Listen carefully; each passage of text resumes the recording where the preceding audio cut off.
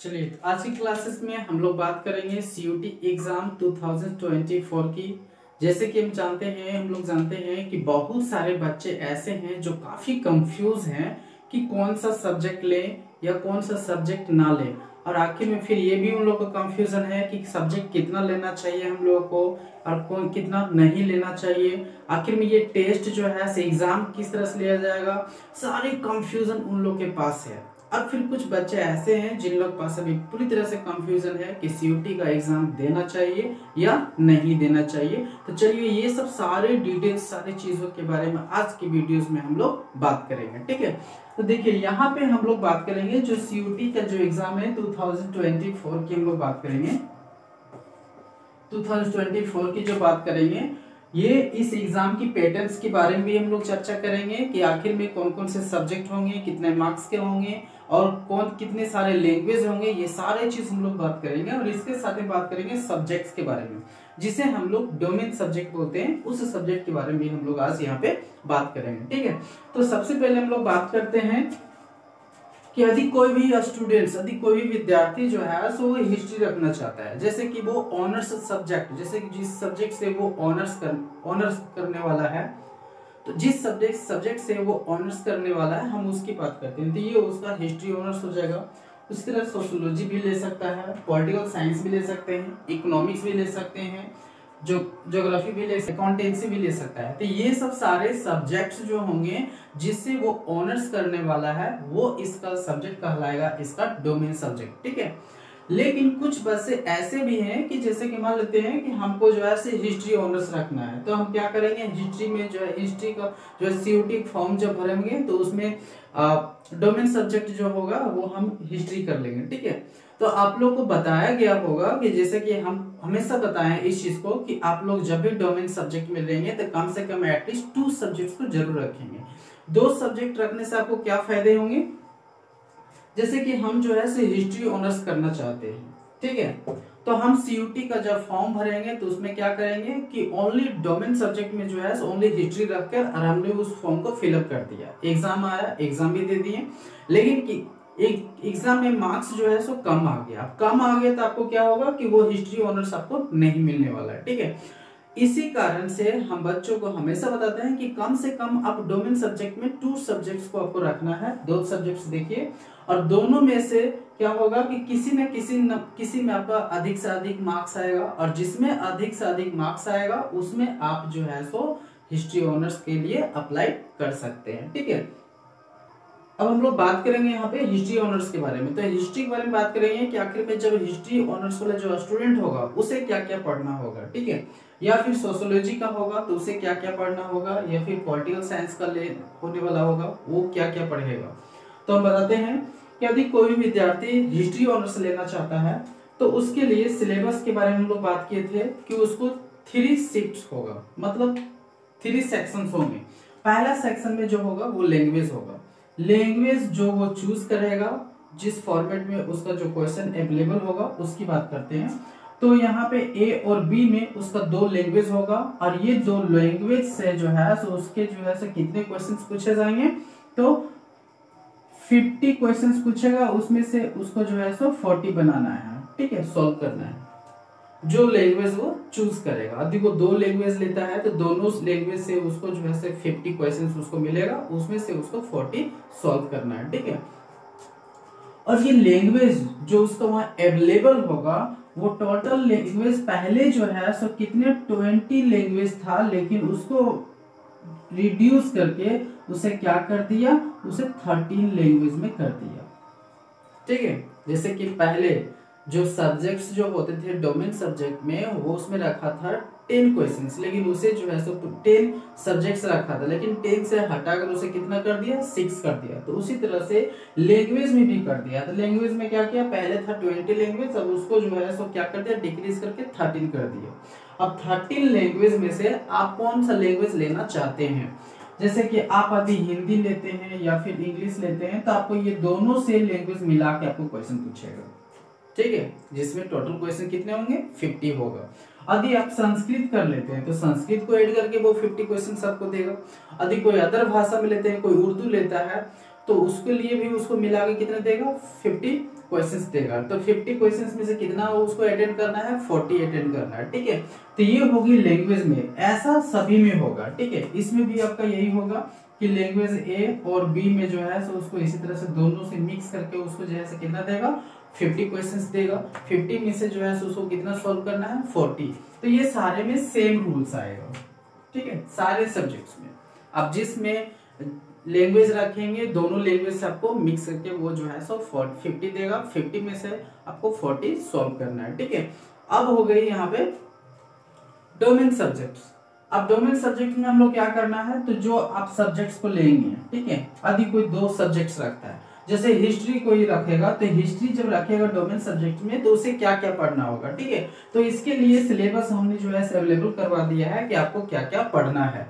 तो वो सब सारे जो है सो आपको पढ़ना है, और ये सब सारे जो है सो आपको किस में मिल जाएगा, तो ये सब जो है सो आपको बुक मिल जाएगा, जिसे हम लोग NC ये बुक मिल जाएगा। और ये कौन सा बुक मिलेगा, तो NCERT की बुक मिलेगा, ठीक है। NCERT का बुक जब पढ़ेंगे तो आपको सारा मिल जाएगा। मतलब जितने सारे आपको क्वेश्चंस पूछने वाले हैं, सारा क्वेश्चन रहेगा आपका NCERT बुक से, ठीक है। तो आप जितने भी, चाहे हिस्ट्री हो, सोशियोलॉजी है, पॉलिटिकल साइंस हो, इकोनॉमिक्स हो, व्हाटएवर, जितने सारे आप सब्जेक्ट को बारे में आप ऑनर्स लेना चाह रहे हैं, तो आपको जो है सो इसी बुक को कवर करना है, ठीक है। आपको कोई नोट्स पढ़ने की जरूरत नहीं है, आप केवल बुक को कवर कीजिए, वो सारा कंप्लीट हो जाएगा।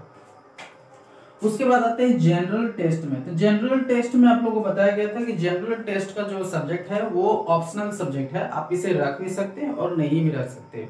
तो अब यहाँ बात होती है कि जब इसको नहीं रख सकते हैं तो इसे क्यों यहाँ पे रखना पड़ रहा है, क्योंकि आप जब नहीं रखिएगा तो आपको ये प्रॉब्लम होगा कि यदि डोमेन सब्जेक्ट में आपके अच्छे मार्क्स नहीं आएंगे तो आपको एडमिशन में प्रॉब्लम हो जाएगा। और ये जब जनरल टेस्ट जब रहेगा ना, तो इसमें से आपको ये हेल्प करेगा आपको अच्छे कॉलेज दिलवाने में, तो आप आराम से वहां से कोर्स कर सकते हैं, ठीक है।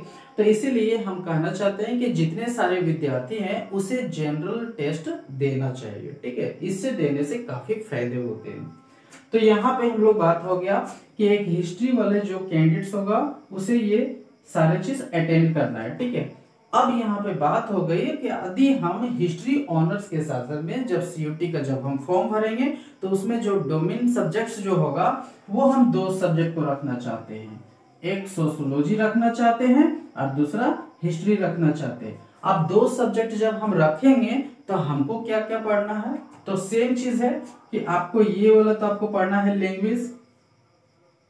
लैंग्वेज में जो क्वेश्चन पूछेगा वो आपको डिफरेंट भी हो सकता है, सेम भी हो सकता है, ठीक है। लेकिन मैं ज्यादातर डिफरेंट ही रहता है, क्योंकि सेम क्वेश्चन आपको नहीं पूछा जाएगा, क्योंकि हिस्ट्री का जिस दिन एग्जाम होगा उस दिन ज्योग्राफी का नहीं होगा, जिस दिन ज्योग्राफी होगा उस दिन अदर पेपर का नहीं होगा। मतलब सबका डिफरेंट डिफरेंट डे में होगा।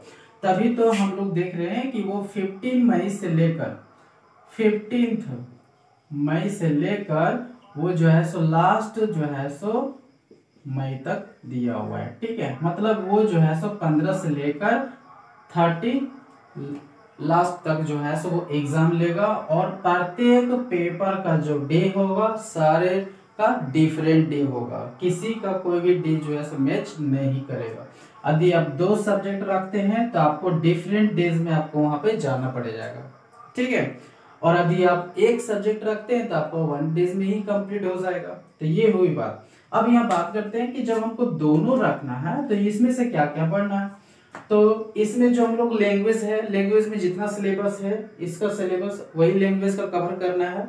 कवर करने के बाद फिर क्या हो जाएगा कि इसका जो डोमेन सब्जेक्ट्स में जो पॉइंट्स है उसको क्या क्या पढ़ना है वो भी आपको अवेलेबल करवा दिया गया है। तो आप भी उस चीज को आप देख लेंगे और देखेंगे कि सोशियोलॉजी के सारा पॉइंट्स जितने सारे सिलेबस है इसको पढ़ना पड़ेगा, और साथ साथ में आपको हिस्ट्री वाला भी पढ़ना पड़ेगा, ठीक है। और ये तो आप पढ़ ही रहे हैं, ठीक है। तो आपका जो है एक्स्ट्रा क्या आ जा रहा है, आपका डोमेन सब्जेक्ट का जो पॉइंट्स है पूरा बुक आ जा रहा है ये, ठीक है। उसी तरह से ये सब सारे में आपका ऐड हो जाएगा, ठीक है। अब होगी जब ये इसमें देखिए कितने शिफ्टिंग है यहाँ पे कि फर्स्ट सेकंड थर्ड, मतलब ये 3 सेक्शन इसका है, ठीक है। तो 3 सेक्शन जब है तो आपका जब एग्जाम लेगा तो वो 3 सीटिंग में होगा। जैसे कि फर्स्ट सीटिंग जो है तो कब से स्टार्ट होगा, तो देखिए फर्स्ट सीटिंग जो है जो एग्जाम का होगा जो लैंग्वेज होगा वो स्टार्ट हो जाएगा आपका 9 से, 9 से 11 तक, मतलब 9 बजे से लेकर 11 बजे तक जो है आपका फर्स्ट सीटिंग का एग्जाम होगा। और सेकेंड सीटिंग का जो एग्जाम होगा वो कितना होगा, 12:30 से आपका ये 2 बजे तक होगा। और जो थर्ड सीटिंग है वो आपका कितना बजे से होगा, तो वो आपका 4 से जो है सो 5:30 तक होगा। ठीक है, मतलब आपको एक ही दिन में वो सारा सब्जेक्ट का एग्जाम जो है सो ले लेगा, डिफरेंट टाइप में। ठीक है, अब जो है सो बताते हैं कि जब आपको ये एग्जाम जब लिया जाएगा तो आप देखे होंगे कि आपको आउट ऑफ अपने टाउन से जाना पड़ेगा। ठीक है, इसका मतलब है कि जो इंडिया भारत जो है सो क्या किया है, तो ये सीयूटी का एग्जाम का जो सेंटर है वो टोटल कितने कॉलेज, तो 250 कॉलेजेस को वो जो है सो सिलेक्ट किया है। मतलब सेंटर जो है सो कितने कॉलेजेस को बनाया है, 250 कॉलेज को वो जो है सो सेंटर बनाया है। आप बोल सकते हैं कि अदर कॉलेज को वो सेंटर क्यों नहीं बनाया, क्योंकि अदर कॉलेज में जो है सो वहाँ पे कंप्यूटर इस अवेलेबल नहीं होगा, और ये सब जगह में जो है सो कंप्यूटर अवेलेबल होगा, जिसके कारण वहाँ पे जो है सो सेंटर बनाया गया। ठीक है, तो ये सब जो एग्जाम आपका जो लिया जाएगा वो कुछ हाइब्रिड मोड में लिया जाएगा। हाइब्रिड मोड का मतलब है कि वो एग्जाम जो है आपका ऑफलाइन भी आ सकता है कुछ, और बाकी कुछ जो है आपको कंप्यूटराइज रहेगा। मतलब ये दोनों तरीके से आपका एग्जाम लिया जाएगा। ठीक है, तो अब यहाँ पे ये हो गई कि लैंग्वेज हम लोग को समझ में आ गया कि ये होता क्या है। अब लैंग्वेज में क्या क्या पढ़ना है तो उसके बारे में सब चीज बताया गया है आपको सिलेबस में। जैसे पैसेज पढ़ना है, फिर ग्रामर सेक्शन है, तो ये सब सारे चीज आपको जो है लैंग्वेज में आ जाता है। डोमेन सब्जेक्ट में केवल बुक्स आपको पढ़ना है, वो भी जिस सब्जेक्ट को आप लेने जा रहे हैं उसका बुक पढ़ेंगे। और जनरल टेस्ट में आपको क्या क्या पढ़ना है, तो इस चीज के बारे में हम वहां पे काफी अच्छे तरह से जिक्र किए हैं। तो इस तरीके से आप जो है सो जो आपके पास जितने सारे कंफ्यूजन है वो आपका यहाँ पे क्या हो गया, कंप्लीट हो गया। अब यहाँ पे कुछ ऐसे बच्चे हैं जो अक्सर बातें करते हैं कि सर ऐसा हम नहीं कर सकते हैं कि अभी जो है सो वो आईएससी किया, अब बाद में जो है सो वो क्या करना चाहता है, आर्ट्स में बदलना चाहता है। आर्ट्स में बदलना चाहता है तो वो क्या करेगा, जैसे कि हम यहाँ पे जितने भी सारे सब्जेक्ट्स लिखे हैं वो सारे क्या है, आर्ट्स का है, सिर्फ ये जो है सो कॉमर्स का है। ठीक है, बाकी सारा क्या आर्ट्स का है। अब बात करते हैं हम लोग कि साइंस का जो स्टूडेंट होगा उसके पास क्या होगा, मैथ होगा, फिजिक्स होगा, केमिस्ट्री होगा या बायो होगा, ये सब सब्जेक्ट हो गया। और उसके पास एक इंग्लिश होगा, या फिर वो इकोनॉमिक्स ले लेगा, या फिर वो कंप्यूटर साइंस वो खत्म। अब बात करते हैं ये जो है सो साइंस का है। ठीक है, अब इसमें से ये जो दो सब्जेक्ट्स है ना वो आर्ट्स कहलाता है। ठीक है, अभी मान लेते हैं हम साइंस का स्टूडेंट है और मेरे पास केमिस्ट्री, फिजिक्स, इंग्लिश, इकोनॉमिक्स और एक मैथ है। ठीक है, अब साइंस में हम कर लिए, अब हमको 12th के बाद जो है क्या करना है, आर्ट्स में बदल देना है। अब 12th के बाद जब हम आर्ट्स लेंगे तो हमको ये सब सब्जेक्ट्स जो है सो नहीं मिलेगा, तो हमको क्या लेना पड़ेगा, तो हमको इंग्लिश या फिर इकोनॉमिक्स लेना पड़ेगा। मतलब जिस सब्जेक्ट का आप एग्जाम दे चुके हैं उसी का आपको ऑनर्स मिलेगा, अदर का आपको नहीं मिल सकता है। ठीक है, इसी तरह से यदि कोई आर्ट्स कॉमर्स का स्टूडेंट है, कॉमर्स वाला क्या करेगा, तो ये भी जो है अपना जो है सो स्ट्रीमिंग चेंज करना चाहता है या आना चाहता है इसमें आएगा, तो कॉमर्स वाले जो स्टूडेंट होंगे वो भी जो है सब्जेक्ट जो है इंग्लिश और इकोनॉमिक्स रखता है। ठीक है, तो वो जो है सो जब ऑनर्स जब अपना वो इंग्लिश या इकोनॉमिक्स में करेगा तो उसका स्ट्रीमिंग क्या बन जाएगा, आर्ट्स बन जाएगा। और साइंस वाला जब ये लेगा तो क्या बन जाएगा, आर्ट्स बन जाएगा। और आर्ट्स वाला जब ये सब लेगा तो वो तो आर्ट्स ही है। ठीक है, तो ये हुआ इसका सॉल्यूशन। ठीक है, तो इससे रिलेटेड जब भी आपको प्रॉब्लम हो तो आप हमें कमेंट करें, इससे रिलेटेड आपको वीडियोस सेंड करते रहेंगे। ठीक है, थैंक यू।